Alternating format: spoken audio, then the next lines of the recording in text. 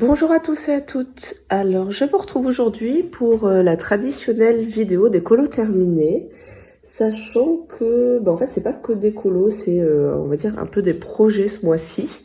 Donc, bon, c'est en lien avec le colo, hein, je vous rassure, tout ce que je vais vous montrer est en lien avec le colo, mais pas forcément dans des livres ou juste en PDF.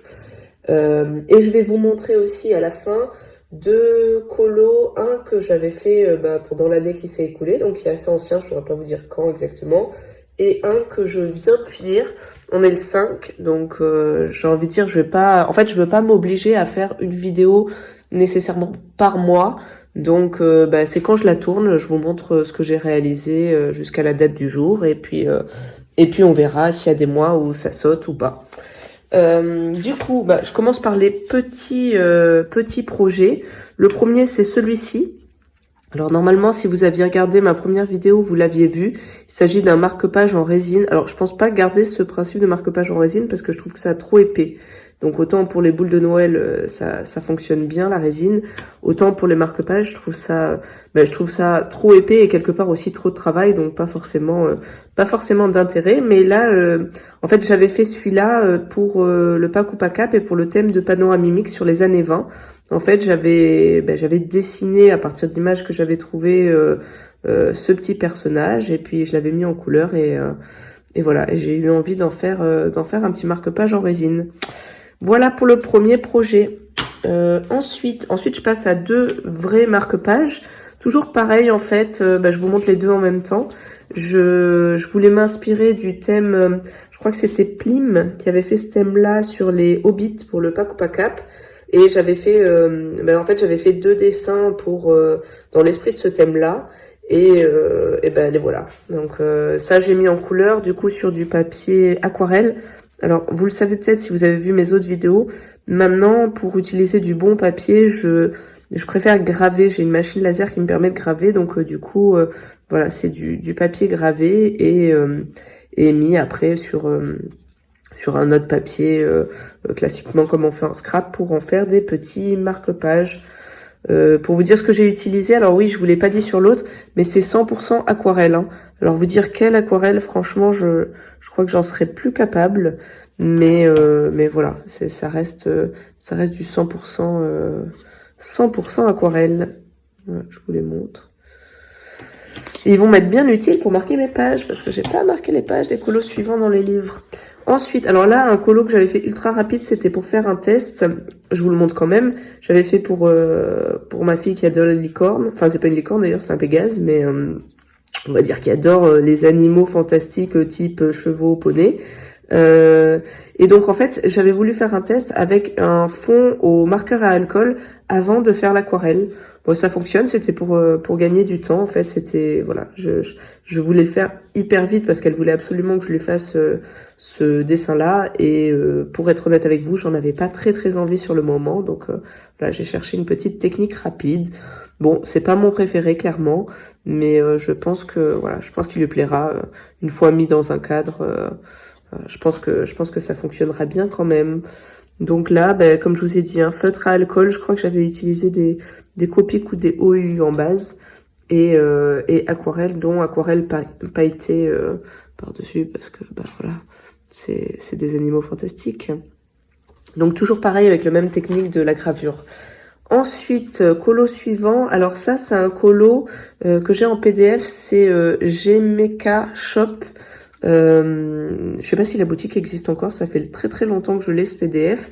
Et en fait, je l'avais fait pour pareil pour le Pack ou Pas Cap, mais cette fois pour le thème de Camille, où l'idée c'était de décliner des fonds et dans la liste des fonds, il y avait notamment le fond Galaxy.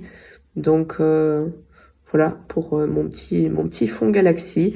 Toujours pareil, aquarelle et gouache. J'avais fait un mélange d'aquarelle et gouache. Et oui, et pour faire le fond, j'avais aussi fondu un petit peu les couleurs avec de l'encre. Voilà, j'avais utilisé un mix de plusieurs techniques. Bon, si ça vous plaît, vous me direz. Et puis, éventuellement, je vous referai un fond dans cet esprit-là. Voilà pour ça. Ensuite, petit couleur. Vous voyez, c'est pas mal de petits formats ce mois-ci. Hein. Petit colo d'Amandine, hein, Amandine Young, puisque vous savez que j'ai du mal à passer un mois sans faire un de ces colos. Tout simple en fait, mix aquarelle gouache. Là encore, toujours avec la même technique du papier gravé, un colo rapide. Voilà, un petit colo rapide. Ensuite, alors j'hésite, est-ce que je vous montre ça tout de suite ou est-ce que je passe au livre? Bon, je vais continuer dans les petits formats. Ensuite, pour la première fois de ma vie, j'ai fait un Kincaid. Alors, bon, c'est un Kincaid où on voit pas d'animaux Disney, c'est vrai, mais voilà, c'était la petite maison de Blanche-Neige, parce que j'adore, en fait, j'adore les petites maisons, donc voilà, j'ai eu envie de commencer par celui-là. Et en fait, ce qui m'a redonné envie de faire du Kincaid, c'est cette fameuse technique de gravure où je me suis dit que je pouvais faire ça à la gouache cette fois. Et donc du coup sur du bon papier. Donc voilà, j'en suis assez contente. J'ai pas l'original là à vous montrer, mais je pense que je le posterai sur Insta. Et j'en suis assez contente puisque c'est la première fois que je fais un Kincaid et que du coup je vais jusqu'au bout. Après je me suis arrêtée au bout d'un moment parce que j'en avais marre. Je pense qu'on peut toujours peaufiner les détails pour que ce soit mieux, etc. Mais on va dire qu'au final il me convient. Pour un premier Kincaid, il me convient. Et j'ai acheté du coup le dernier livre Kincaid où les dessins sont franchement beaucoup mieux faits. Alors c'est pas mieux fait, mais beaucoup plus net au niveau du trait. Et je pense que du coup ça marchera encore mieux moi sur ma machine de gravure laser. Donc je pense que je vais réessayer, mais je suis pas encore décidée sur le colo parce qu'il y en a plein de beaux, mais voilà, c'est pas impossible que j'en refasse un. Voilà. Et celui-ci juste pour le souvenir, je pense que je vais le mettre dans un cadre et je vais le garder. Voilà pour le Kincaid. Ensuite, je passe puisque je vous parlais de projet, au projet. En fait, j'ai eu envie de faire un dessin, mais de faire le cadre en fait qui va avec. Faudrait que je vous montre un peu. Attendez, hop, on est à côté. Voilà, en fait, j'ai eu envie de faire un projet. Alors, je vous insérerai une photo du cadre, on va dire suspendu, parce qu'en fait, l'idée, voilà, c'est d'avoir un cadre suspendu comme ça. C'est la première fois que je fais ça. En fait, j'ai dessiné le cadre vraiment pour qu'il aille dans l'esprit, moi, je trouve, du colo. Et le colo en question, c'est un colo d'Anna Carlson dans son livre là sur la forêt. Voilà, j'avais envie de tester ça et franchement je trouve ça pas mal et je me dis que peut-être ça pourrait être intéressant d'en faire d'autres avec des cadres dans d'autres formats pour faire un peu une variété, on va dire, de cadres. Mais voilà, je trouve que c'est pas mal quoi, vous voyez. Je vous montre, j'ai fait deux épaisseurs de bois. J'ai glissé du coup le dessin au milieu que j'ai découpé, on va dire dans le bon format pour qu'il se noie dans le cadre. Et moi j'aime bien, alors franchement je serais curieuse de savoir ce que vous en pensez, si c'est un type d'idée qui vous intéresse aussi, mais je pense qu'il y a moyen de pas mal s'amuser pour avoir des cadres originaux en fait, hein, voilà, vu que c'est des dessins qu'on fait nous-mêmes, je trouve que c'était pas mal. Et sur un mur, je me dis, une accumulation avec des cadres avec différentes formes comme ça peut être vraiment, vraiment sympa. Alors, c'est perfectible, c'est le premier, mais finalement, c'était pas compliqué à faire, parce que là, je l'ai fait que en noir. Après, il y a moyen de faire des découpes pour qu'ils soient ajourés, etc. Mais voilà, pour un premier, c'était pas mal. Alors, je vous montre le dessin, parce que c'est peut-être quand même ce qui vous intéresse le plus. Donc, je vous ai dit, donc on est sur un dessin d'Anna Carlson, et dans son livre Forêt. Et là, ici, en fait, je l'avais fait un peu dans l'esprit fond bokeh, donc toujours pareil pour les thèmes de Camille. Alors, est-ce que c'est vraiment un fond bokeh ou pas? Je vous avais tourné le fond d'ailleurs, et puis c'est vrai que je n'ai pas monté la vidéo, je voulais pas poster, elle était peut-être un peu longue aussi. Mais bon, j'ai vu là sur ma dernière vidéo que ça vous dérangeait pas forcément d'avoir des vidéos longues, donc même loin de là en fait, parce qu'au final j'ai eu pas mal de vues, bon pour la petite taille de ma chaîne, hein, on s'entend, mais j'ai eu pas mal de vues sur la vidéo qui a fait 2 heures. Donc voilà, peut-être que si ça vous intéresse, dites-moi, et je vous publierai cette vidéo que j'ai pas encore montée sur le fond bokeh. Je mets des guillemets parce que bon, peut-être pas forcément hyper bien réussi pour un fond bokeh, mais bon, j'aime bien quand même le rendu au final, même si ça fait pas très bokeh. Et voilà, et après sinon ça a été fait à la gouache, voilà, tout simplement avec un peu d'aquarelle pailletée par-dessus. Je sais pas si vous verrez très bien en vidéo, hein, les paillettes, ça sort pas. Après j'en ai pas mis beaucoup non plus, hein, j'en ai mis par endroits. Voilà pour ce petit projet. Et ensuite, on passe aux livres. Alors, dans les livres, je vais vous montrer tout de suite celui que j'avais fait il y a un certain temps. Donc, c'était dans le petit chaperon rouge.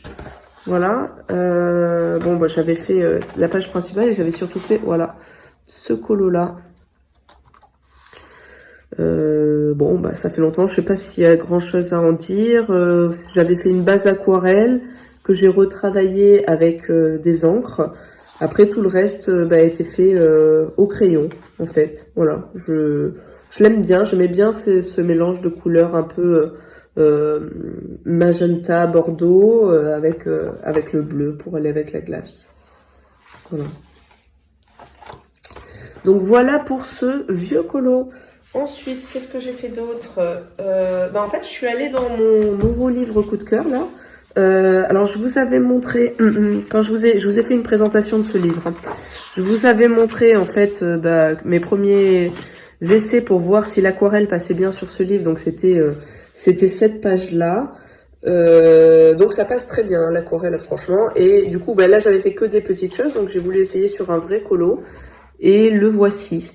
Voilà, donc en fait je l'ai fait en mode vraiment détente, en me basant sur les couleurs qu'il y avait à côté parce que je les trouvais super jolies. Et donc du coup voilà, j'ai essayé de rester vraiment dans le même esprit.